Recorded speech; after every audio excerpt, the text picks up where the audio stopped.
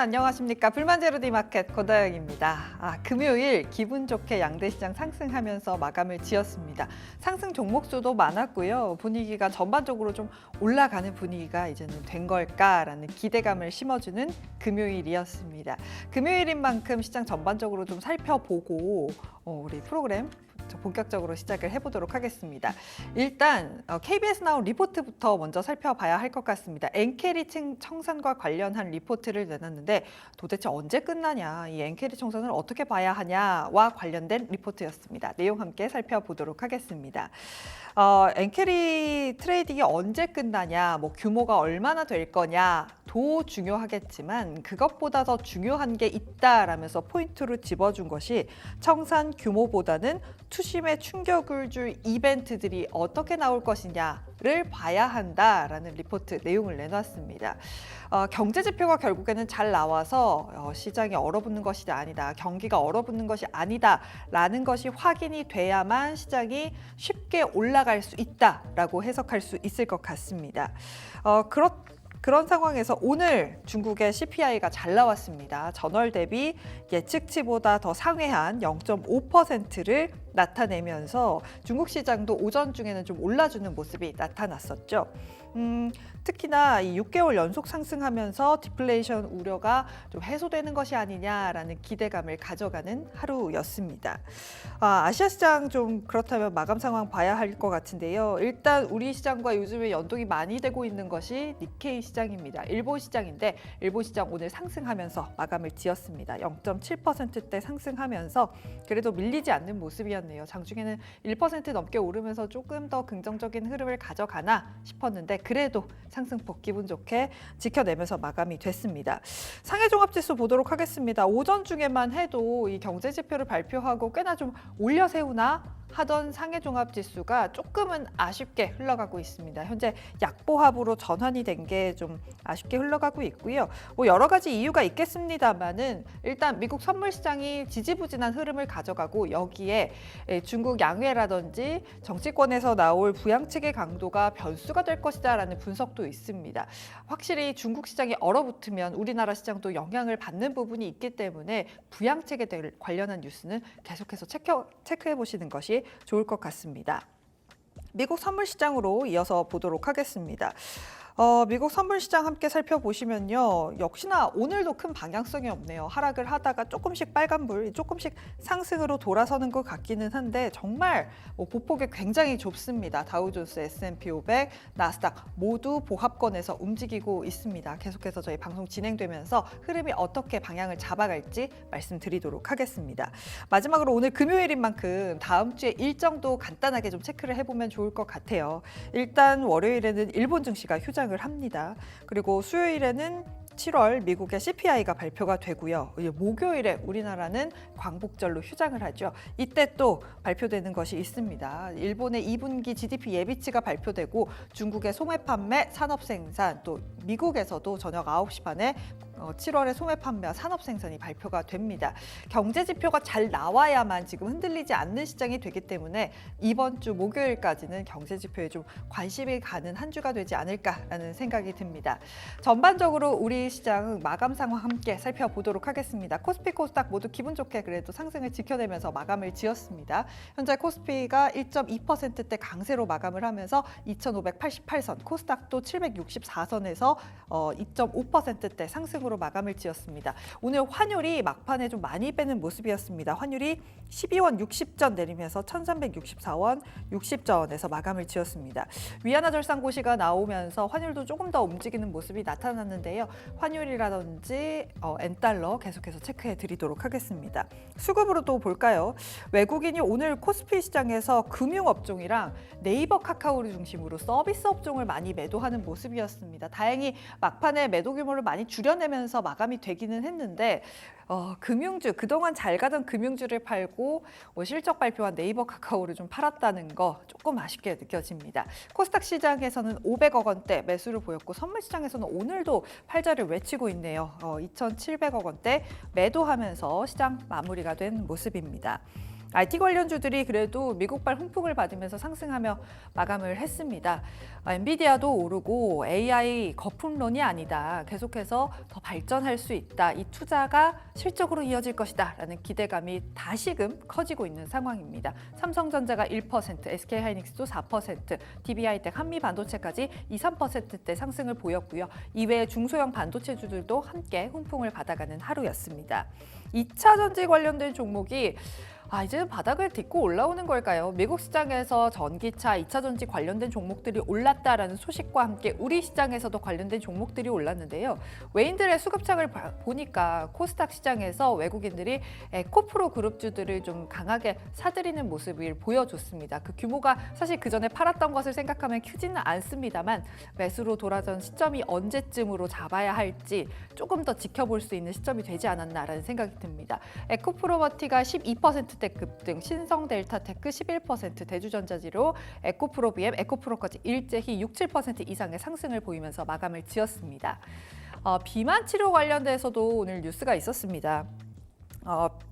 릴리의 비만 치료제 매출이 호조를 보이면서 실적이 잘 나왔다라는 소식과 함께 올라주는 모습이었는데요. 블루엠텍이 3거래일 연속 양봉 그리면서 20%대 급등, 애니젠, 나이백, 한국 BNC까지 함께 오르면서 바이오주 중에서도 계속해서 순환매가 도는 모습입니다. 오를만 안 오른가 했던 비만 치료제들도 한 번씩 좀 움직이는 것을 보면 확실히 바이오주에 좀 수급이 몰려 간다라는 생각도 듭니다. 금요일장 기분 좋게 마무리를 했습니다. 오늘 저희 방송 함께 하시면서 다음 주 시장도 함께 체크해 보시면 좋을 것 같습니다. 지금까지 앵커의 마켓뷰 함께 하셨습니다.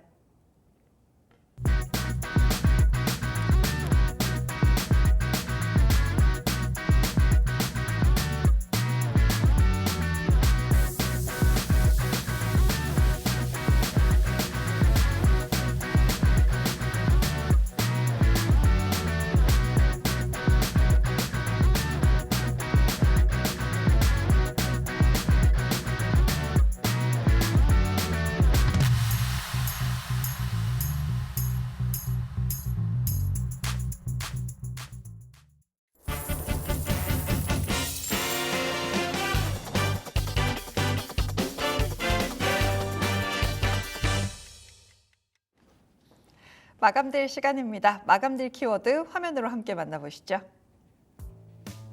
네, 오늘의 마감될 키워드는 실적과 성장성으로 날개편 바이오주, 주도주로 바톤 터치라고 정해봤습니다. 오늘 바이오주 관련해서는요, KM파트너스의 김성우 대표와 함께 이야기 나눠보도록 하겠습니다. 안녕하세요. 네, 안녕하세요. 네.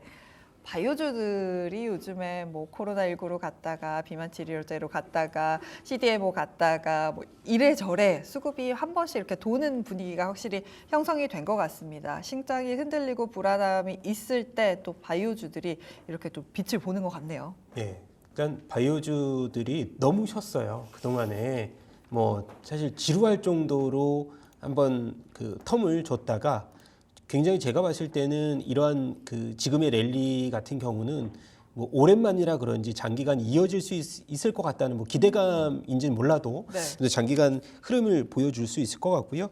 일단 가장 크게는 첫 번째로 우리가 그 바이오주들의 불씨를 폈던 것은 미국의 이 중국 견제를 위한 생물보안법이 추진이 되면서부터입니다. 그래서 의약품 공급망 문제로서 지금 그 흐름을 이어갔지만 최근 들어서는 이제 바이오 제약의 공급망 취합점이 이제 우리 삼성 바이오로직스의 또 수혜로 이어지면서 네. 그것이 또 실적으로서 우리가 그 한 단계 더 레벨업이 되는 지금의 흐름이라고 보실 수가 있을 것 같은데 사실은 이제 우리가 삼성 바이오로직스를 논하기 전에 제일 우리나라 시장에서 뜨거웠던 점이 아까 우리 앵커님께서 말씀하셨던 비만 치료제의 이슈 그리고 HLB의 간합 신약 FDA 비록 뭐 재승인이 남아 있기는 하지만 그런 개별주들이 한 번씩 점프를 해주면서 나를 한번 지켜봐라는 신호가 좀 보여줬다는 점 그리고 나서 이번에 이제 8월달 이후에 시장이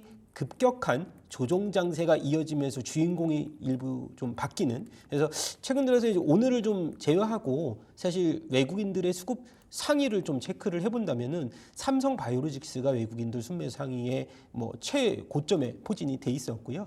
기관들 5일 연속으로 제가 순매수 상위를 봤더니 기관은 셀트리온을 순매수 상위에 포진을 시켜놓는 그러한 이 반도체 시장에서 이제 순매도가 상위권에 보여줬다면 이제는 좀 주인공이 슬슬 바뀌는 그런 신호탄이 아닌가 그래서 생각이 되고 있습니다. 네, 바이오주가 사실 이렇게 또 움직일 수 있었던 요인 중에 하나가 금리잖아요. 예, 금리가 내려가면 대표적인 성장주인 바이오주가 좀 훈풍을 받아갈 수 있다라는 분석들을 많이들 내놓고 있고 실제로 지금 분위기도 그렇게 흘러가고 있습니다.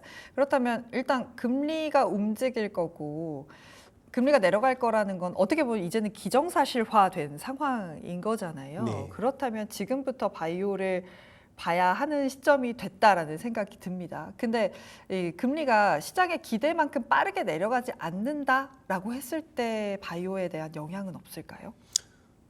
그렇게 생각은 저는 안 하기 때문에 네. 일단은 9월달 같은 경우에 사실 이제 뭐 점도 예전부터 이제 점도표가 거의 90% 이상 이제 금리 인하에 대한 확정적인 이슈 그리고 지금 고용 지표 관련돼서 각종 뭐 다음 달에 CPI도 한번 다음 주에 봐야 되지만 사실 비컷 이슈냐 네. 아니면은 이제 25bp냐 그 싸움인 것 같은데 오히려 제가 봤을 때는 금리 인하가 우리 앵커님 말씀대로 좀 미뤄지더라도 네. 사실은 지금 기대감 우리가 금리 인하가 신호탄이 이 확정이 되고 나서 지금 오르는 것이 아니고 지금 네. 선반영되고 있는 상황이거든요. 네. 오히려 연기가 되더라도요 바이오주는 더 이제 장기적인 흐름을 이어갈 수 있는 지속성이 오히려 더 전 생겨나지 않을까? 근데 사실은 그렇게 말씀을 드리고 싶어요. 바이오로직스라든가 우리가 양 대장의 역할을 하고 있는 셀트리온 실적 발표를 했는데 뭐 삼성 바이오로직스 같은 경우도 2분기 연결 기준으로 한 4,300억 정도 시장에서 기대치보다 거의 41%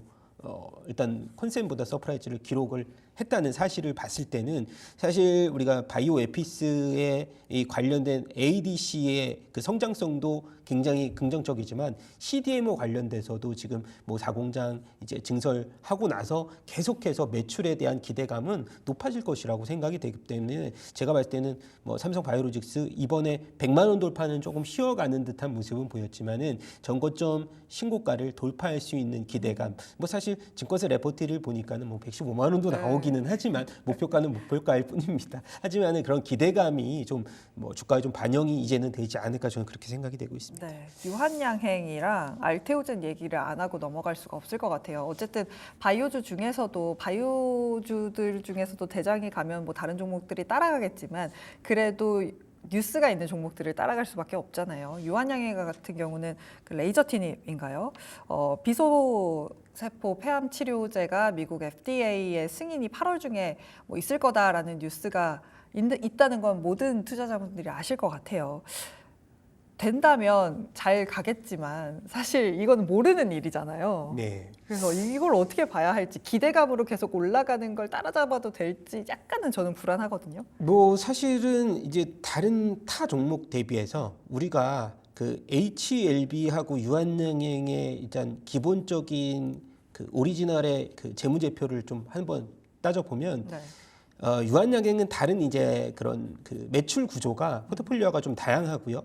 뭐 우리가 계속 이제 이 가격이 지금의 주가가 합리적인 가격이냐를 놓고 봤을 때는 사실 HLB보다는 유한양행의 재무 구조가 훨씬 더 좋고 밸류에이션은 사실 제약주 같은 경우에 뭐 50배 지금 이제 우리가 포워드로 보면 50배 정도는 그렇게 높은 상황은 아니다라는 점입니다. 하지만 아까 말씀을 드렸듯이 지금 FDA 관련된 이슈가 사실은 기존 빅파마 업체들도 이 비소폐암 관련된 이슈로 실패한 적이 굉장히 많았거든요. 그래서 이번에 8월 달에 이벤트가 좀 실패로 돌아간다라고 하면 바이오주들 전반적으로 훈풍이 좀 사라지지는 않고 유한양행 개별 이슈로 좀 치부될 가능성도 있습니다. 그리고 뭐 유한양행뿐만이 아니고 사실은 이 판권을 우리가 이제 신약을 개발했던 오스코텍하고 같이 보잖아요. 근데 오스코텍도 같은 흐름에서 본다면은 뭐 사실 이 두 종목 정도가 사실 뭐 어느 정도 이제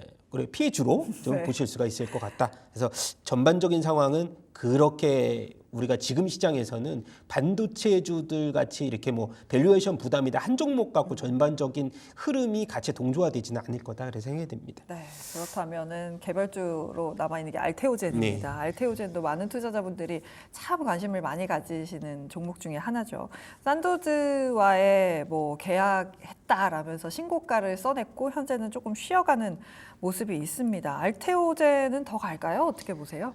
일단은 턴어라운드를 딱 보여줬고 1분기에 그리고 제가 이제 간단히 말씀드리면서 이제 4개에서 5개 이제 그 기술 수출 계약 건수 이제 우리가 지금은 이제 8천억이라는 숫자가 뭐 한 번에 이제 우리가 그 매출로 이어내지 않지만은 사실 이 SC 제형이라는 측면을 봤을 때 셀트리온하고 좀 알테오젠하고 두 가지가 동일하지만은 방법이 틀리잖아요. 이제 셀트리온 같은 경우는 단백질을 고농축해서 만드는 SC 제형이고 알테오젠은 관련 히알루다제미 이게 발음이 좀 어렵습니다. 히알루논산의 분해를 해고하고 나서 이제 피하 물질을 하는 상황인데 이 알테오젠의 기술력은 사실 글로벌 우리 그 제약 바이오 업체들이 여태까지 계속 실패했던 굉장히 우리가 시장에서는 인정 안 할 수가 없는 그렇기 때문에 지금 사실은 지금 시가총액이 거의 20조 육박하는 30만 원대 근처에서도 이 주가가 유지가 되는 상황에서 저는 알테오젠은 쉽게 꺾이지는 않지만 그래도 지금 횡보 구간을 거친 것은 오히려 다음 랠리에서 사실은 뭐 삼성 바이오로직스하고 셀트리온, 뭐 알테오젠 이렇게 뭐 세 종목을 놓고 본다면 아직까지 제가 봤을 때는 아까 말씀드렸던 이제 우리가 이윤을 벌어들인다는 당장의 이윤을 벌어들인다는 측면으로는 좀 불리하지만 앞으로의 이런 그 기술력의 뭐라 그럴까요? 사실 우리가 무슨 기술력의 가치, 밸류를 더해준다고 해야 할까요? 그렇죠. 뭐 프리미엄을 좀 뭐 우리가 흔히 말해서 뭐 삼양식품이나 이런 음식료와는 아예 비교가 될 수 없을 정도로 화장품 기능성과 비교가 될 수 없을 정도로 우리가 생각하는 것에 뭐 2배, 3배 이상의 프리미엄을 더 줘도 된다. 저는 그렇게 생각을 하지만 사실 지금 신규 진입한다는 진입자의 입장에서는 벽이 좀 사실은 큽니다. 왜냐하면 우리가 주가를 따졌을 때 맨 바닥에서 주가를 한번 보잖아요. 그렇게 따지고 보면 사실 알테오젠의 진입 장벽은 굉장히 뭐 다른 종목보다 어마어마하게 크지 않을까. 왜냐하면 단기간에 급등을 했기 때문에 그런 이유로 보실 수가 있을 것 같습니다. 네, 개별주 이야기로 좀 알테오젠까지 들어봤습니다. 요즘에 IT에서 수급이 빠져서 바이오로 들어오면서 한 섹터씩 돌려가면서 돌아가고 있어요. 뭐 비만 치료제가 한참 돌았다면 이제는 코로나19 관련된 종목들이 쉽게 움직이는 모습을 보여주고 있는데 코로나19 관련해서는 종목들 어떻게 보고 계세요? 네, 이거는 뭐 사실 짧게 말씀을 드려야 될 것 같아요. 왜냐하면 지금 당장 뭐 지금 코로나 관련된 유행이 환자가 뭐 5배 정도 늘었다 언론에서는 그렇게 얘기하지만 치료제는 이미 좀 예전보다 빠르게 나와 있고 사실 우리가 옆에서 아까도 제가 이제 뭐 기침을 좀 콜록콜록 했는데 네. 옆에서 영향력 있는 분들이 없습니다. 과거와 다르게 그 전에는 정도로 누가 기침하면 깜짝 네, 놀랐었죠. 깜짝 놀랐죠. 뭐 주가도 똑같이 저는 생각이 됩니다. 학습 효과가 있어서 놀라지 않아요. 네, 지금 당장 반등은 일부분 좋지만 뭐 시젠이나 그리고 우리가 대표적으로 엑세스 바이오 이렇게 대표적으로 핵심 종목을 둘 수가 있는데 사실 증설을 많이 했다가 지금 적자로 돌아선 상황이란 말이죠. 그래서 어떻게 보면 주가에는 이 코로나19가 사실 뭐 더 많이 확진이 돼서 그런 경우에는 제가 주가를 좀 뭐 목표가를 높이 부를 수도 있겠지만 지금은 굉장히 제한적인 반등이다. 그리고 신선도가 없습니다. 예, 그죠? 예, 신선하지 않다면 상당 부분 끌고 갈 수 없다. 저는 그렇게 말씀드리고 싶습니다. 이게 코로나가 우리가 코로나 시절이 꽤 길었잖아요. 네. 그러다 보니까 이제 말씀해주신 대로 아무리 환자가 많이 늘었다고 해도 사람들이 놀라지도 않고 신선도가 좀 떨어진다라고 말씀을 해주셨습니다. 테마격으로 움직이는 종목인 만큼 좀 조심해서 보시는 게 좋을 것 같다라는 생각이 듭니다.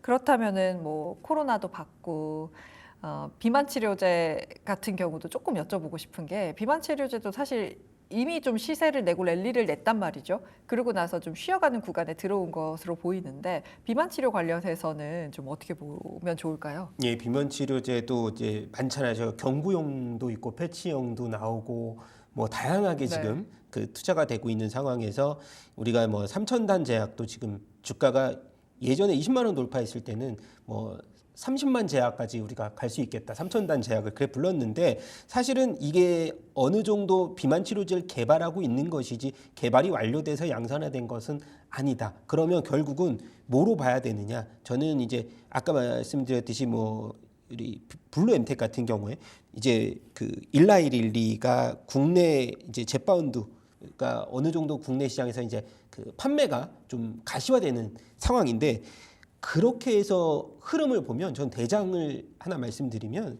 펩트론을 빼놓고는 사실은 말씀드릴 수가 없어요. 이게 사실 펩트론이 지금 이제 일라이릴리 젯바운드와 관련돼서 우리 녹는 실로 만든 그 우리가 투여를 했을 때 굉장히 이게 서서히 퍼지는 그래서 그 투약 주기를 계속해서 연장해주는 기술력을 갖고 있는데 일라이릴리가 이제 펩트론을 이 공장을 갖고 있잖아요, 유일하게. 근데 일라이릴리가 계속해서 지금 실사를 진행을 중이고, 그래서 뭐 기술 수출이 임박했다는 소식은 계속 들리지만 저는 이제 뭐 얼마 안 남았다고 저는 생각이 되고 있는 상황에서 오히려 이제 블루 엠텍이라든가 뭐 인벤티리제 이런 종목들이 조금 움직인 후에 어느 정도 시세를 한 번은 더 낼 수 있지 않을까. 그래서 계산상으로는 라이센스, 그러니까 일라이릴리가 젯바운드 매출이 분기 한 3조 나오는데 요것을 그냥 단순 계산 곱하기 4하면 12조거든요. 거기서 우리가 펩트론이 라이센스 아웃을 받았어요. 야 우리가 최소로 잡습니다. 5% 정도로. 그럼 6천억 원인데 OP 마진을 또 20% 잡아요. 제가 계산을 미리 다 해놨기 때문에. 그래서 1,000억 원 정도에서 2천억 원 정도 나온다. 그럼 시가총액이 1조야. 그럼 펄을 10배 줘야 되거든요. 너무 싸요. 네. 그래서 제가 봤을 때는 실사 이후에 이제 계약 기술 수출이 된다는 가정 하에서 말씀을 드리는 거기 때문에 그것을 좀 감안해서 들으셔 주셨으면 좋겠습니다. 그래서 제가 이렇게 아까 말씀드린 것은 사실 이제 뭐 토픽을 고르자면 네. 비만 치료제에서 당연히 우리는 뭐 일부 종목들 뭐 일라이릴리의 젯바운드라든가 지금 노보노디스크의 삭센다가 만료가 되면서 위고비 그렇게 된다면 우리가 노보노디스크나 1111 사야죠. 당연히. 근데 거기에서 파생된 국내 주식을 정말 뭐 핵심 우리가 밴더 가운데에서 네. 고르자면 그 정도 종목을 고를 수 있겠다. 그렇게 말씀을 드리는 겁니다. 네, 비만 치료제에 대한 이야기도 함께 들어보고 있습니다. 근데 제가 연말까지 사실 IT가 좀 좋을 거다라고 이야기를 많이들 하잖아요. 근데 IT에서 빠져나온 수급이 바이오로 가는 상황인데 연말까지 IT도 좋다 그러면은 바이오가 갈 수 있는 환경이 될까? 이거 투자 전략을 어떻게 잡아야 되지? 뭐 얼마나 길게 봐야 되지? 라는 생각이 들거든요. 계속 갈까요, 바이오? 그래서 오히려 이제 저런 느낌이에요. 뭐냐면 아까 계속 제 이제 말씀을 좀 들어보면은 이 친구가 네. 뭐 내년까지 간다는 거야. 이렇게 좋게 그냥 말씀을 드렸을 텐데 사실은 호재가 금리 인하잖아요. 일단 여기서 발병이라는 거 계속 이제 바이오 얘기하니까 발병이라고 얘기를 하는데 여기서 발단이 됐으면 네. 금리 인하가 된 다음에 우리는 어떤 흐름으로 봐야 되느냐. 실적을 기반으로 다시 흐름을 보자는 겁니다. 그것이 제가 이제 좀 우리 많이 보신 분들 알겠지만 대형주를 좀 좋아하거든요, 사실은. 왜냐하면 바이오주의 특성은 R&D 비용이 많이 들고 신약 개발을 하기 전까지 무수히 많은 바이오주들이 시장에서 좀 사라졌었고 문제점을 많이 일으켰기 때문에 그런 부분에서 본다면은 긍정적인 흐름은 맞지만은 선별해서 봐야 된다는 거고 최근에 이제 뭐 바이오주 투자 포인트 같은 경우는 CDMO 그러니까 삼성, 롯데, 뭐 SK 다양하게 지금 CDMO 관련된 증설이라든가 모멘텀을 계속 가지려고 하거든요. 왜냐하면 네. 삼성 바이오로직스가 뭐 요번에 1조 이상 수주를 또 1조 4천억 원 수주를 또 단행하면서 덩치를 키워 나오고 있는 상황이기 때문에 그런 투자 포인트도 한번 우리가 살펴봐야 되지 않을까. 그래서 굉장히 바이오주드는 다양하게 그 집중력을 보여줄 수 있는데 ADC라든지 또 보톡스 관련된 뭐 휴젤도 최근에 뭐 저도 얼마 전에 병원에 가서 예, 맞으려다가 좀 바늘 무서움증이 제가 사실 있거든요. 네. 그래서 한 차례 참았지만 네. 그래서 최근 들어서 이제 그런 뭐 이 파생되는 카테고리가 너무 많다는 맞아요. 점이 저는 바이오주를 계속해서 좀 끌고 갈 수 있는 하나의 원동력이 되지 않을까 생각이 합니다. 네, 그렇다면 바이오주 내에서 탑픽 종목은 어떤 걸까요? 네, 오늘은 아까 제가 보톡스를 왜 얘기했냐면 대웅제약을 얘기를 하려고 이 흐름을 여기까지 끌고 왔습니다. 아니라. 네, 좀 장기간 끌고 왔는데 네. 2분기 실적 발표를 했어요. 영업이익은 이제 496억으로 역대 최대 실적 발표를 했고요. 나보타는 미국에서 이제 벌써 보톡스 시장 점유율 20% 이상을 차지하는 어떻게 보면은 대웅제약 입장에서는 베스트셀러가 될 것이고요. 그다음에 팩스클로라는 그 위 역류점 이 신약이 또 실적에 좀 어느 정도 긍정적으로 작용을 하기 때문에 혁신 신약이 나보타 팩스클로를 중심으로 해서 계속해서 이제 하반기에도 주가의 흐름을 계속해서 좀 높여주지 않을까 생각이 됩니다. 그래서 목표 주가는 지금 현재가 구간도 사실은 좋은 흐름입니다. 앞서 말씀드렸지 오늘 메디톡스 주가도 급등을 했기 때문에 보톡스 관련주들에서는 대웅제약이 좀 저평가돼 있다. 그렇기 때문에 지금 진입 시점 좋다. 그리고 목표 주가는 16만 원, 손절가 11만 원 제시하도록 하겠습니다. 네, 바늘 이야기 듣다가 제가 빵 터졌네요. 지금까지 KM파트너스의 김성훈 대표와 함께했습니다. 오늘 이야기 잘 들었습니다. 감사합니다. 네, 급등락 종목 함께 확인하고 오시죠. 안녕하세요. 마감지 급등락의 김주영입니다. 이번 주 마지막 거래일을 향해서 달려가고 있는데요. 이번 주 시장 정말 변동성이 컸던 그야말로 급등락이 이어지는 그런 시장들이었습니다. 금요일 마지막 그래도 기분 좋게 마무리를 했는데요. 특징주들 어떤 것들인지 확인해 보겠습니다. 5위 살펴보면요. 하나솔루션 올라왔습니다. 오늘 하나큐셀 관련한 호재가 좀 있어서 영향을 받아갔는데요. 하나큐셀에서 이 조지아주의 태양광 통합생산 단지 건설 중인데 미국 정부 측에서 최대 2조 원 규모의 대출 보증 제공한다라는 소식들이 전해지면서 오늘 매수세가 강하게 들어왔습니다. 10%대 급등하면서 마감했던 모습 확인되고 있고요. 4위도 살펴보겠습니다. 한국콜마 확인되고 있습니다. 어제 장바구니 일정에서 한국콜마 실적 체크해보자라고 이야기해드렸었는데 한국콜마 오늘 실적 발표하면서 2분기 영업이익 같은 경우 전년 동기 대비해서 28%대 급증했다라고 이야기하면서 호실적 기록을 했습니다. K뷰티 인기 그리고 최근에 여름철 들어서 이 선케어 수요가 증가하면서 실적을 견인했다라고 이야기가 나왔고요. 오늘 기대감 작용하면서 매수세 들어왔던 모습입니다. 10%대 급등하면서 마감했습니다. 3위 살펴보면 LS 에코에너지 올라왔습니다. 오늘 베트남 측 이 수주 소식이 나오면서 영향 받아갔는데요. 베트남 전력공사 측에서 2030년까지 20조 원 이상의 프로젝트를 진행을 하는데 여기에 LS 에코에너지가 가공성 공급한다. 규모만 한 2조 원에 해당한다라는 소식들이 나오면서 기대감 작용을 했습니다. 13% 넘는 급등 흐름 보이면서 마감했던 모습입니다. 2위도 살펴보겠습니다. 2위는 KBI 메탈 올라왔는데요. 오늘 전력주들, 전선주들 흐름 괜찮았습니다. 전반적으로 빨간불 켜면서 마감을 했는데요. 미국 정부가 앞서서 현재 전력망 인프라에 22억 달러 투자한다라고 계획들을 발표를 했었는데요. 또 간밤 같은 경우는 이 빅테크 기업들 주가가 상승으로 전환을 하면서 오늘 국내장에도 영향을 줬던 모습입니다. 전력주들 일제히 빨간불 켰고요. 특히나 KBI 메탈 같은 경우 16%대 가장 탄력받으면서 오늘 마감했던 모습 확인됐습니다. 1위는 신원종합개발 확인됩니다. 전일 정부가 부동산 대책을 발표를 했죠. 그린벨트 해제를 해서 서울 그리고 수도권에 8만 호 공급을 하겠다라고 계획들을 발표를 했는데요. 우선 올해 같은 경우는 5만 호 그리고 11월에 후보지 발표를 하고요. 내년에 3만 호 정도가 해당이 된다고 합니다. 오늘 이 기대감에 전일장에 이어서 흐름 계속해서 이어졌고요. 신원종합개발이 가장 탄력적으로 오늘 움직이면서 상한가 기록했던 모습 확인되고 있습니다. 그럼 오늘 급등했던 종목 외에 급락했던 종목들은 어떤 건지 같이 한번 확인해 보겠습니다. 5위 확인해 보면요. 하이브 올라왔습니다. 사실 최근에 엔터주들 투심이 좀 약한 그런 모습인데 오늘 YG 실적 발표가 있었고요. YG 같은 경우 실적 부진으로 전체적으로 엔터주들 끌어내리는 모습이었습니다. 하이브 같은 경우도 컨센서스 하회를 했지만 그래도 기대감 반영이 되면서 실적 발표 당일에 상승을 했던 모습인데요. 계속해서 최근에 이슈들이 좀 부각이 되면서 악재로 작용을 했던 모습입니다. 오늘 매도세 나오면서 6.3%대 하락으로 마감했습니다. 4위 살펴보겠습니다. 롯데케미칼 올라왔습니다. 롯데케미칼 실적 발표하면서 오늘 영향 받았는데요. 2분기 어닝 쇼크 기록을 했습니다. 1,110억 원대 영업 손실 기록하면서 예상치 시장 컨센서스보다 하회했다라고 이야기가 나왔고요. 여기에 증권사들도 일제히 목표 주가 하향 조정하면서 오늘 매도세 강하게 나왔던 모습입니다. 10.7% 넘게 하락하면서 마감했습니다. 3위 살펴보겠습니다. 3위는 넷마블 올라왔습니다. 넷마블도 역시나 오늘 실적 발표했는데요. 다만 어닝 서프라이즈 기록을 했습니다. 오늘 장중에는 상승 출발했었는데 계속 상승폭 줄여나가면서 하락 전환했고요. 오늘 이 기대감 좀 반영이 되면서 최근에 3일 동안 급등 흐름이 좀 이어졌었습니다. 그렇지만 오늘은 하락 전환하면서 10.8%대 하락으로 마감했던 모습입니다. 2위 확인해 보겠습니다.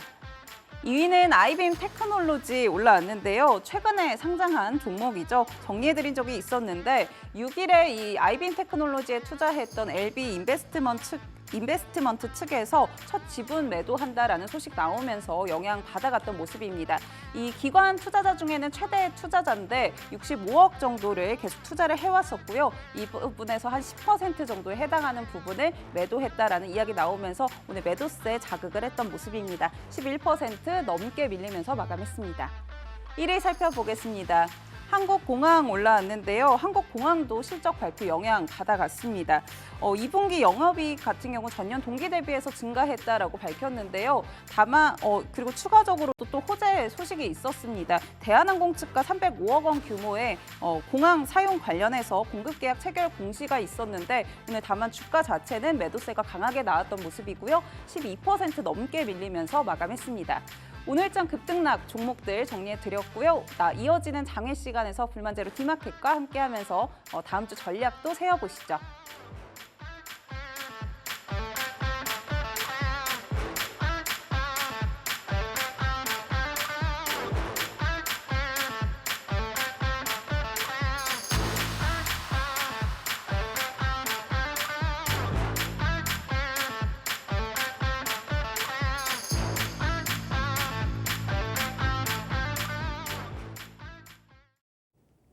앵커의 산책입니다. 오늘도 좀 건설 업종을 봐야 할 것 같습니다. 전일에도 사실 전해드렸는데 오늘은 뉴스가 있습니다.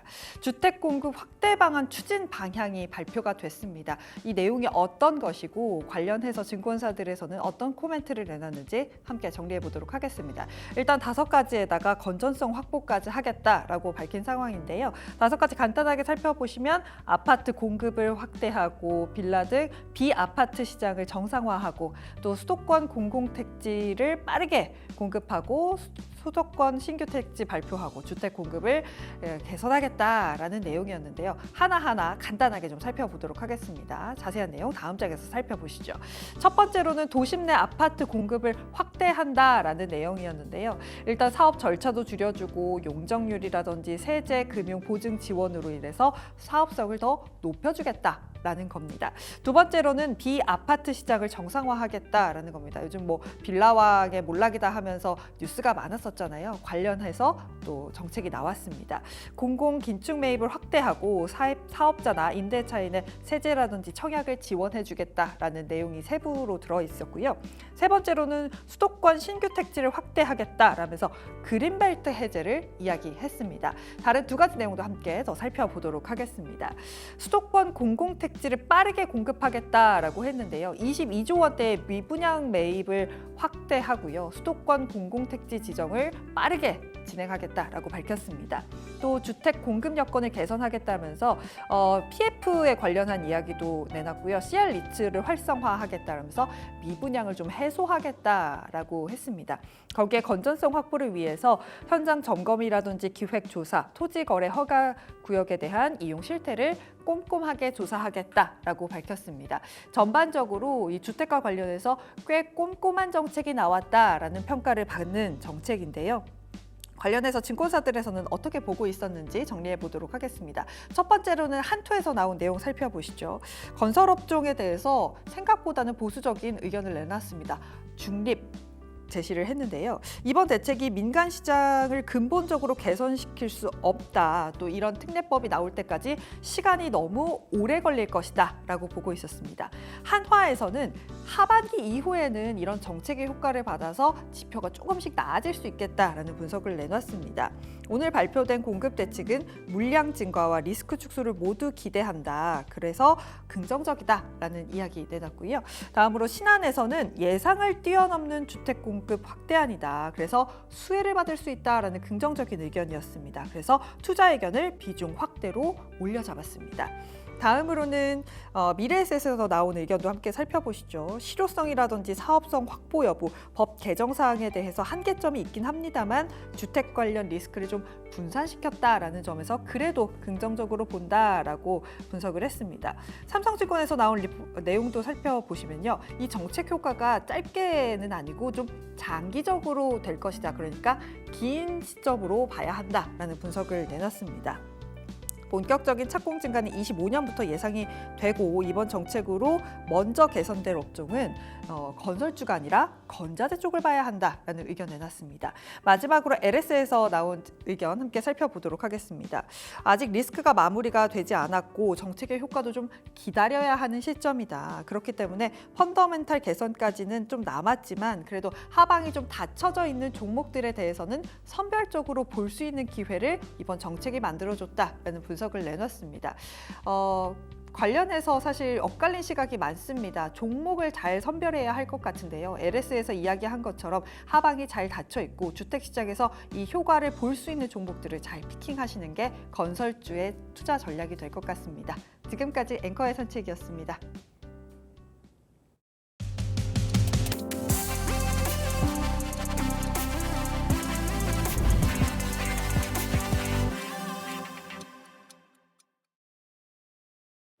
네, 오늘의 타임어택으로 이어가 보도록 하겠습니다. 오늘은 레몬리서치의 김민수 대표님과 함께하죠. 안녕하세요. 안녕하십니까. 네, 금요일장 그래도 좀 기분 좋게 마무리를 해서 네? 이 정도면 그래도 올랐잖아요. 그래도 하락한 것보단 낫잖아요. 이 뭐가 울컥할 뻔했습니다. 네. 이번 주 너무 힘들어가지고 하긴요. 좀 들어눕고 싶은데요. 네. 월요일부터 너무 사실 한 대 이렇게 꽉 맞으면서 출발을 해서 예. 피로도가 사실 있는 거는 사실인 것 같긴 합니다만 그래도 올랐다는 거에 좀 박수를 쳐주시면 안 됩니까? 내가 박수 조금 더 올라서 박수 치겠습니다. 지금은 도저히 박수를 못 치겠습니다. 아직 갈 길이 산더미 같이 많이 남았습니다. 네, 갈 길이 많이 남기는 했습니다. 갈 네. 길이 많이 남아있는 상황에서 요즘 움직이는 게 저희가 앞서서도 살펴봤습니다만 바이오주가 오늘도 또 시간 외에서 움직이고 있습니다. 코로나19 관련된 종목들도 움직이고 있는 것 같아요. 휴마시스가 또 뭐 거래량 1위를 하고 있네요. 네. 엑세스바이오도 움직이고 있고 이런데 코로나19 관련된 종목은 도대체 이거 손을 대야 돼 말아야 돼 저는 싶거든요. 손 대면 일단 손은 잘 씻으셔야 되고요. 네. 코로나19 걸리시면 안 됩니다. 너무 괴롭습니다. 네. 그런 쪽에서 시장은 되게 그래도 반응이 강하게 나온 것 같습니다. 최근 들어서 뭐 이 관련된 쪽에서 진단키트, 백신 관련된 쪽, 하다못해 마스크 관련된 쪽까지 강하게 이어지다 보니까 오늘도 지금 보니까 이 바이오 쪽에서 한 축을 차지하고 있는 그런 종목들이 강한데 일단 많이 올랐습니다. 단기적으로는. 네. 그러다 보니까 거기서 이제 더 유행으로 가느냐, 그리고 또 사람들의 관심이 많아지느냐에 따라서 주가가 움직임을 예상을 하고 있는데 딱 버티고 있는 것 같아요. 지금요. 네. 그런 의미에서 시젠이 실적을 발표했습니다. 시젠이 실적을 발표했는데 영업 손실 11억 원을 기록을 했고요. 그래도 전년 동기 대비로는 좀 축소를 했다라고 합니다. 실적 발표하고 나서 지금 시간 외에서 1%가량 하락을 하고 있는데 네. 이런 와중에 실적을 발표했고 실적이 막 그렇게 나쁜 것 같지는 않은데 하락을 하네요. 일단 실적이 중요한 게 아니죠. 이런 회사들의 가장 큰 상황들은 일단 최근에 좀 올랐는데 실적 같은 경우도 뭐 2분기 매출이 1,000억 돌파했다라고 얘기를 하는데 뭐 세부적인 내용들 지난 회사가 돈 많이 벌었을 때 인수를 한 회사의 효과까지도 같이 연결시켜서 뭐 변화가 나오나라고 보는데 아무래도 지금 수익성은 못 따르다 보니까 여전히 생각보다 부진한 수익성을 보여주다 보니까 그리고 최근에 좀 오르게 되면 약간 차익 매물이 나오게 되겠죠. 그런 현상들이 지금 이어진다라고 봐야 될 것 같고 근데 이쪽도 마찬가지겠지만 진단키트의 과거부터 대장주 역할을 했었습니다. 그런 쪽에서 지금 이게 주가는 이제 계속 또 관심이 높아지고 있는 상황들 쪽에서 어떤 이슈가 계속 던져주느냐, 그러니까 즉 환자 수도 계속 지켜볼 거고 거기다가 정부에서 특별한 대책이나 뭐 별로 신경을 많이 쓴다는 생각들이 안 느낌은 듭니다. 안 들죠. 네. 네. 왜냐하면 저희가 코로나는 이제 감기에 좀 극한된 수준 이 정도로 알고 있다 보니까 그렇긴 한데 그래도 저 감염력 전파력 상당히 높고 그러다 보니까 이런 쪽에서 시장에서 움직임들이 나오는 종목들은 있다고 봐야 될 것 같은데 네. 이게 그렇다고 해서 뭐 어떤 큰 지금부터 이제 시작해서 여기서부터 2배 더 간다라고 보기에는 아직은 또 체크할 게 많기 때문에 네. 여기서 제일 좋은 거는 그거 전략 같아요. 잔잔바리 전략. 잔잔바리 네. 전략이요. 그냥 오늘 특별히 매매할 게 없다 그러면 그거 보고 있다가 들어갔다가 바로 나오고 근데 아직 추세가 깨지진 않았기 때문에 네. 그걸 이용하는 정도로만 보셨으면 좋지 않나 생각됩니다. 네, 시젠에 대한 이야기 들어봤고요. 지금 거래대금 1위를 살펴보니까 한국가스공사입니다. 실적 발표했습니다.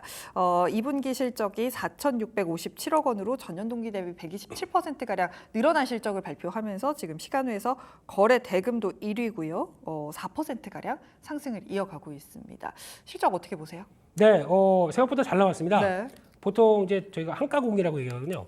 줄여서. 그래서 이 회사가 지금 시점에서 어떤 실적 관련된 변수라는 기대감이 그렇게 크게 없었습니다. 그냥 딱 하나죠.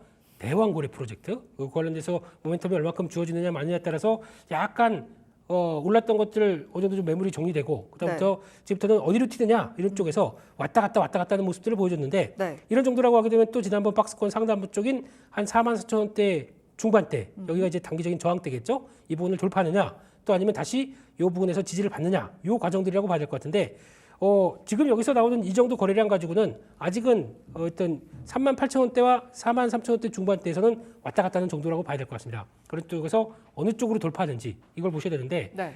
그래도 지금 열심히 저기 북해 어디 쪽에서 그 드릴십이라고 하는 또 이제 수출할 배가 열심히 오고 있답니다. 하루에 노져가지고 이렇게 오고 있다 보니까 오기 시작해서 우리 포항 쪽에 와서 정박하게 되면 그땐 또 변화가 나오기 시작하겠죠. 그 사이에 또 대왕고래 프로젝트 관련돼서 유수의 어떤 오일 메이커가 오일 또 정유사들이 네. 여기 참여한다. 그러면 또 분위기가 바꿔지겠죠. 그렇죠. 그래서 그런 대기하는 재료들이 있다 보니까 이럴 때는 아마 아직 다 그렇다고 해서 당장 뭐 어떤 변화가 나오진 않을 거예요. 그렇기 때문에 박스권 대응으로 팔았다가 샀다가 하면서 보셨다가 그 이슈가 나왔었을 때의 대응을 본격적으로 하는 게 어떨까라는 쪽이고 실적은 지금 중요한 것 같지는 않습니다. 실적 그렇죠. 관련된 쪽은 그래도 이번에 가스 요금들 인상을 하다 보니까 특히 여름 때 인상을 해요. 네. 그래 왜냐하면 약간 비수기 그래야 감이 덜 오니까.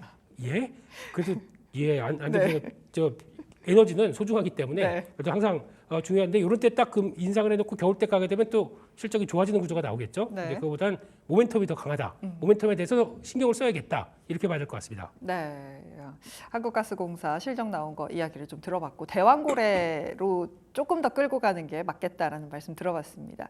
한화손해보험이 좀 움직이고 있는 것 같아요. 2분기 실적을 발표했었죠. 상반기 순이익이 2,500억 원대로 반기 최대 실적이었다라면서 장중에 11%대 급등을 하면서 마감을 지었습니다. 지금 시간외에서는 살짝 빠지고 있는데 네. 실적 잘 나온 보험주라서 이렇게 시간외에서 거래가 되는 걸까요? 왜 그런 걸까요?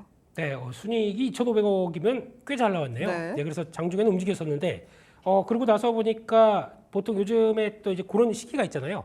그러니까 즉 밸류업 관련된 쪽에서 은행주 움직이고 그다음에 또 보험주도 같이 가세되고 하는 이런 사이클이 아니라 지금은 낙폭이 컸다 보니까 상대적으로 이런 종목들 같은 경우는 좀 선망한 종목입니다. 그래서 시장 대비 덜 빠졌거든요. 그렇게 되면 시장의 반응들이 그러면 더 하락한 종목들도 많은데 차라리 이걸 좀 줄였다가 그쪽으로 가는 게 맞지 않아? 라는 쪽의 관점이 나오다 보니까 오늘은 장중에는 좀 움직였던 거 여기서 바로 전고점을 돌파해서 안착하기는 조금 어려워 보입니다. 그런 쪽에서 시장은 또 계속 순환매에 돌 준비. 차라리 이거 말고 계속 빠진 2차전지를 사지 뭐 이런 쪽에 대한 분위기가 또 나오다 보니까 시장에서는 일단 안착보다는 차익 매물을 좀 받아야 변화가 나오지 않을까라는 쪽에서 시간에도 바로 그렇게 변화가 들어오는 것 같은데 시간의 거래가 2만 주도 안 되네요 지금 현재. 네. 그럴 정도면 아직 뭐 그렇게 추세가 크게 흔들린다고 보기는 어려울 텐데 네. 바로 당장은 가기는 시장이 좀 고민할 것 같다 이렇게 봐야 될 것 같습니다. 그죠, 맞습니다. 아무래도 조금 고민스러운 시점이지 않나 싶습니다. 지금 시간외 거래 계속해서 보고 있는데요. 여전히 코로나19 관련된 종목들이 가장 좀 거래량이 붙는 모습이 나타나고 있습니다. 그 외에 대왕고래 관련된 종목들도 조금 움직이고 있는 것 같고요. 오성첨단 소재도 오늘도 거래가 되고 있습니다. 시간외에서 오성첨단 소재는 제가 거의 한 2주 넘게 매번 보고 있는 것 같거든요. 네. 왜 이렇게 시간외에서 많이 보일까요? 그만큼 관심이 많은 거고요. 예, 그럼 기술적으로도 이만큼 올라왔는데 더 갈 수도 있을 것 같고 아직 당장 무너질 것 같지는 않고 예, 그러다 보니까 관심이 이제 요만큼 한번 베팅해 보자. 그쪽에서 들어갔다 나왔다를 좀 자주 하시는 종목들이 아닌가 생각되고 있는데 이거는 뭐 별 수는 없을 것 같습니다. 추세 무너지기 전까지는 한번 들어가 보는 건 맞는 것 같은데 근데 그렇다고 하더라도 오래 갖고 계시지 마시고요. 네. 아까 강조드렸던 그 전략 잔잔바리 예, 그 전략으로 조금씩 더 챙길 때 챙기고 또 이거는 추세적으로 그냥 계속 간다라고 보기는 어렵기 때문에 근데 그렇다고 그래서 지금 해리스 부통령의 지위가 여전히 좀 강하게 어떤 지지율이 높다 보니까 네. 여기서 나오는 변화를 봤을 때는 그래도 그냥 좀 더 굳혀지기로 간다. 그렇기 때문에 아직 뭐 그렇게 크게 흔들리지는 않겠죠. 하지만 언젠가는 밀릴 겁니다. 아직 뭐 그런 모멘텀이 강한 쪽에서 이게 직접적인 수혜다라고 보기가 좀 어렵기 때문에 그래서 일단 시장의 심리를 이용하는 정도 그렇게 봐야 되지 않나 생각됩니다. 네, 요즘에 시장이 큰 급락 이후에 반등하는 시점에서 참 투자자분들의 고민이 많다라는 게 시간외 거래에서 많이 느껴집니다. 지금까지 시간외 거래 함께 살펴봤습니다. 레몬리서치의 김민수 대표와 함께했습니다. 오늘 이야기 잘 들었습니다. 감사합니다.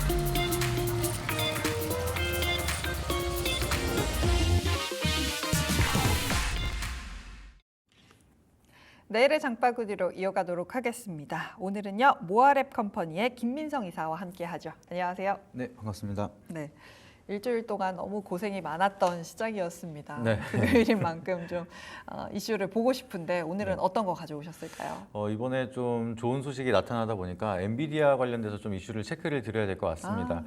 이번에 내년에는 HBM에 대한 엔비디아 점유율이 85% 이상을 예상한다는 전망이 나타나면서 좀 빅테크 관련된 기대감이 다시 한번 만들어지고 있다라고 보시면 될 것 같습니다. 그래서 5세대 고대역 메모리 HBM3E가 이제 8단이랑 12단을 모두 포함했을 때 내년에는 점유율을 한 85%를 넘어설 것이다 이런 전망이 나타나고 있고요. 엔비디아 혼자 그만큼 쓴다는 거잖아요. 그렇죠. 이제 엔비디아 쪽으로만 생각을 하고 이게 전망을 말씀드리고 있는데 네. 또 올해만 보더라도 양산을 시작한 H200에 대한 출하 효과를 통해서 한 점유율, 소비 점유율이 한 60% 정도 넘어갈 거라고 얘기를 하고 있습니다. 그래서 올해는 60% 점유율 그리고 내년에는 85%. 아직까지도 엔비디아에 대한 독점은 계속해서 달려갈 거다 이렇게 보시면 될 것 같습니다. 그래서 여기에 좀 벤더 기업들도 이제 국내 기업 삼성전자라든지 SK 하이닉스에 대한 기대감이 다시 한번 만들어지고 있는 상황이다. 우리가 이렇게 보실 수가 있겠고요. 지금 H200만 보더라도 지금 80기가바이트에 대한 HBM 1세대랑 비교가 됐을 때 H200 같은 경우에는 144기가바이트로 좀 용량이 많이 커집니다. 그래서 여기에 대한 기능면이 계속해서 업그레이드되고 있는 HBM의 3E 계속해서 꾸준하게 개발이 되고 있고 하반기에는 또 블랙웰 칩에 대한 좀 개발 기대감도 만들어지고 있기 때문에 향후 이제 엔비디아에 대한 전망 사실 이 사이클은 거의 한 10년 이상 바라보시는 분들이 굉장히 많은데 그만큼 엔비디아에 대한 전망이 계속해서 크게 이어지고 있다 보니까 빅테크에 대한 최근 우려감을 좀 해소를 시키는 모멘텀이 되고 있지 않을까 좀 이렇게 바라보고 있고요. 빅테크 3대 기업 아마존, 마이크로소프트 그리고 구글 마찬가지로 여기 빅테크에 대한 투자 지속적으로 이어가겠다라고 하면서 실적에 대한 우려감 여러 가지로 해소를 하면서 다시 한번 시장에 대한 기대감이 만들어지고 있는 상황이다. 이렇게 보시면 될 것 같습니다. 네. 삼성전자가 뭐 엔비디아의 퀄 테스트를 통과했다라는 이야기가 나오자마자 삼성전자가 오르고 우리나라에서도 HBM 관련된 종목들이 막 움직였던 걸 보면 확실히 기대감이 굉장히 있는 섹터이고 수급이 몰릴 수 있는 섹터라는 생각이 저는 들었거든요. 네. 그렇기 때문에 아마 지금 투자자분들이 귀가 커져서 듣고 계실 것 같습니다. 근데 뭐 블랙엘 미뤄진 거 큰 생산 지연이 큰 문제는 아니다. 아직도 퀄 테스트 진행 중이다라고 하는데 이게 다 잘 나올까요? 그렇게 네. 불안함을 사실 네. 우리는 한 번쯤 생각해 봐야 되잖아요. 이게 네. 만약에 통과가 안 된다거나 뭐 지연이 된다거나 이랬을 때 이슈는 없을까요?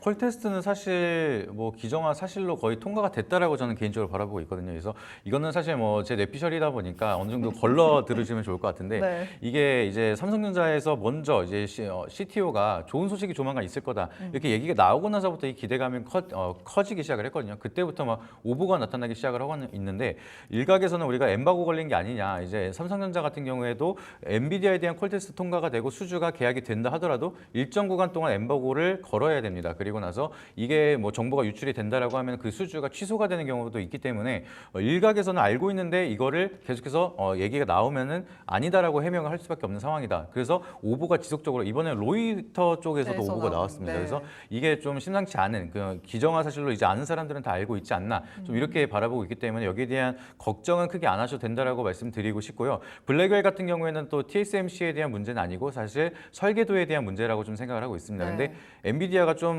과도하게 좀 빨리 달려가려고 하는 모습이 있는 것 같아요. 그래서 여기에 대한 욕심을 좀 더 딜레이를 하면서 좀 확실하게 모멘텀에 만들어갈 수 있는 좀 기회가 되지 않을까. 그리고 블랙웰 같은 경우에는 하반기에 집중이 돼 있고 그래도 H200 같은 경우에는 우리가 양산을 좀 시작을 했기 때문에 좀 서서히 단계적으로 성장할 수 있는 속도 조절이 이어진다라고 하면 오히려 투자 심리는 개선이 되면서 최근에 또 조정이 많이 나타났거든요. 네. 그래서 거기에 대한 모멘텀 이제 충분히 조정이 나타났고 그리고 EPS 같은 경우에는 잘 나오고 있는 상황이기 때문에 우리가 거품론도 어느 정도 해소를 시킨 상황이라서 엔비디아 쪽에 대한 주가도 좀 추가적으로 상승을 기대해 볼 수가 있지 않을까. 그리고 그거를 필두로 해서 다시 한번 빅테크 기업들에 대한 모멘텀이 좀 살아나지 않을까. 좀 이런 관점으로 바라보고 있습니다. 네, 갓비디아라고 불렸던 게 얼마 전 같은데 하락하면서 투자자분들이 왜 떨어져? 막 이랬던 게 기억이 납니다.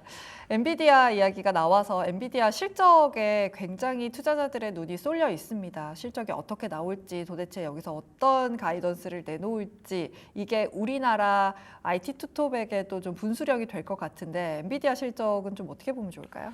일단은 뭐 좋게 나올 거라고는 다들 아시겠지만 이 성장률에 대한 좀 더딤은 있을 거라고 생각을 하고 있습니다. 네. 워낙 1분기에 갑자기 이제 빠르게 성장을 했다 보니까 당연히 여기에 대한 성장률은 좀 점유율이 떨어질 수밖에 없는 게 지금 쇼티지가 계속해서 나타나고 있습니다. 이제 생산력이 공급을 못 따라가고 있는 그런 상황이라서 이제 수요는 계속해서 급증을 하고 있는데 실적을 찍는 데에는 아직까지는 한계가 있는 상황이다. 그러다 보니까 벤더 기업들이 계속해서 높이려고 하고 있고 늘리려고 하고 있는 상황이고 지금 애플이 이번에 엔비디아 칩을 쓰지 않겠다라고 얘기를 했잖아요. 근데 그런 점을 생각을 하게 된다라고 하면은 그만큼 애플이 이제 주요 고객사는 아니지만 지금 엔비디아에 대한 칩을 그만큼 구하기 어려운 상황이기 때문에 그래서 지금 다른 칩을 사용한다라고 좀 일각에서는 해석을 하고 있습니다. 그래서 그만큼 고객사들은 많이 원하고 있는데 그거를 다 공급을 못하고 있는 상황이 이어지고 있다 보니까 여기에 대한 엔비디아에 대한 실적도 마찬가지로 1분기에 대한 실적 성장률 대비해서는 조금 더딤이 있을 수도 있다. 좀 이렇게 생각을 하고 있는데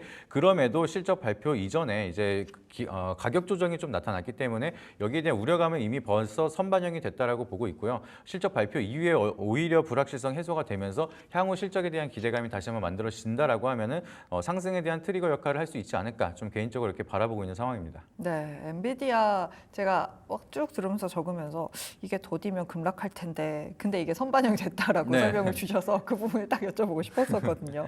근데 이런 이야기 있잖아요. 하반기로 갈수록 뭐 엔비디아뿐만 아니라 전반적인 IT 업종에 대해서 상반기만큼의 컨센서스 상승률이 안 나올 거다 실적에 대해서 그렇게 된다면 성장이 더뎌지는 거 아니야? 전반적으로 IT에 대해서 수급이 좀 빠져나갈 수 있는 가능성이 있지 않을까라는 생각이 들어요. 그런 일환으로 요즘 바이오가 오르고 있잖아요. 네.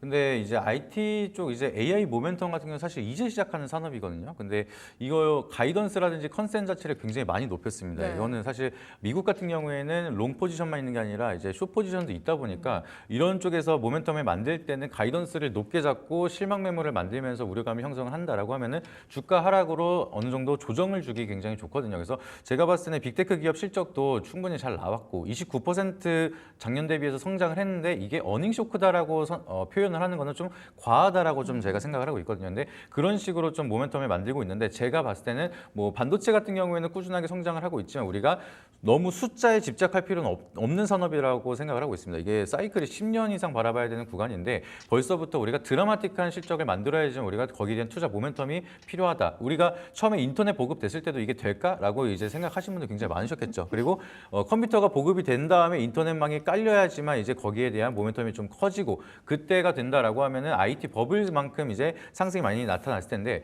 우리가 IT 버블을 한번 겪었던 투자자분들이 많이 계시다 보니까 버블론을 굉장히 걱정하시는 분들이 계십니다. 근데 아직은 우리가 버블에 대한 시작점까지는 아니다. 그리고 너무 걱정할 필요까지도 없다라고 좀 말씀을 드리고 싶습니다.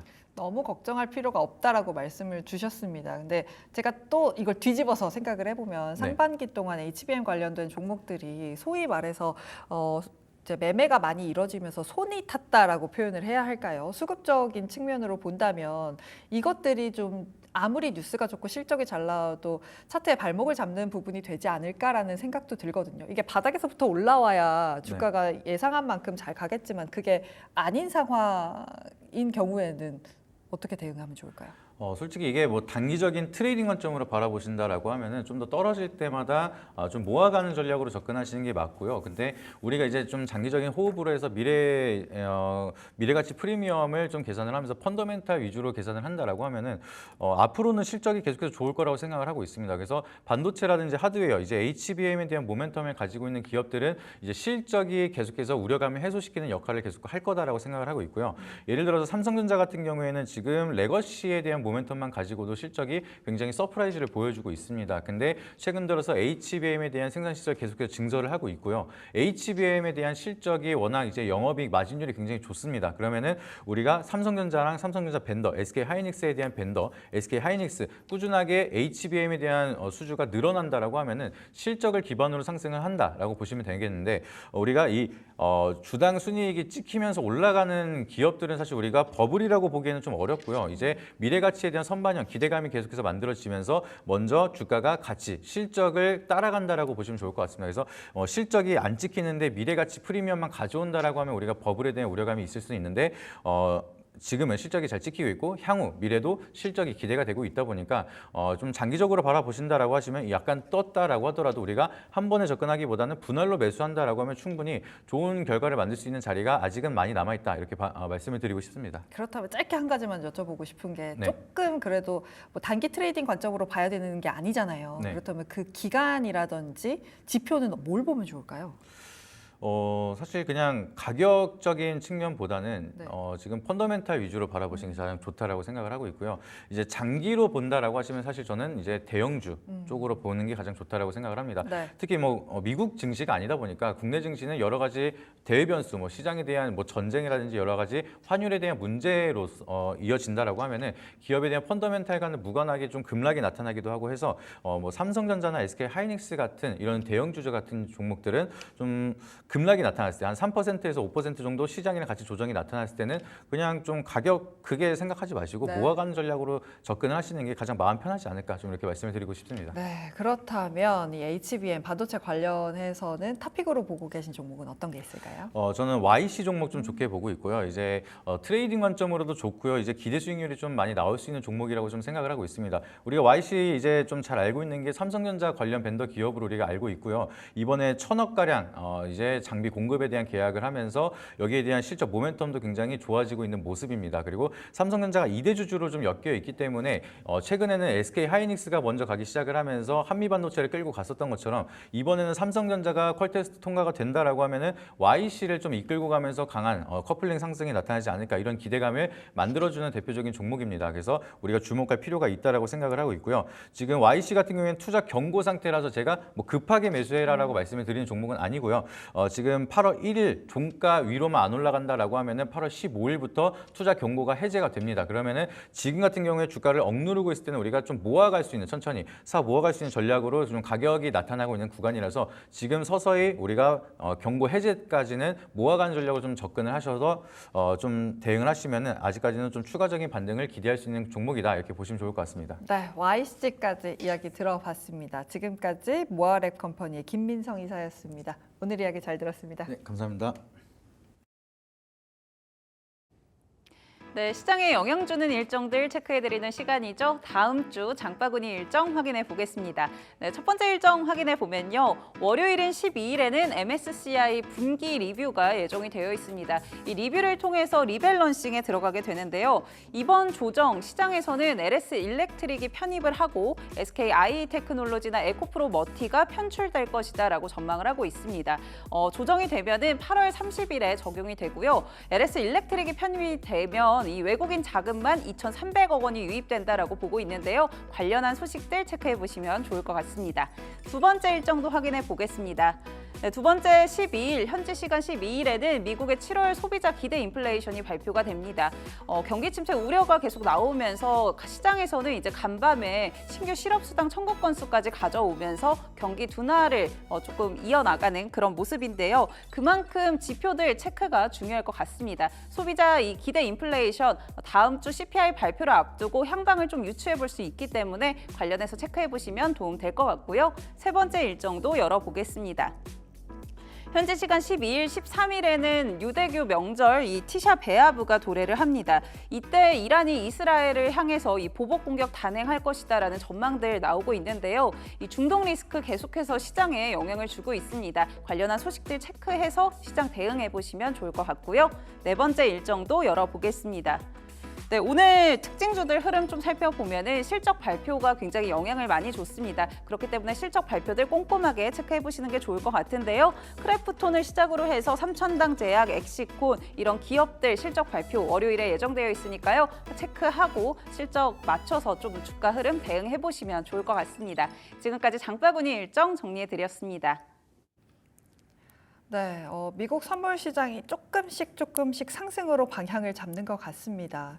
워낙 이번 주에 급락을 마치고 일주일 내내 너무너무 고생을 한 주라서 금요일 미국 시장을 좀 몰라줬으면 좋겠다라는 바람으로 오늘 방송 마치도록 하겠습니다. 불만제로 디마켓 준비한 소식은 여기까지입니다. 함께해 주신 여러분 고맙습니다.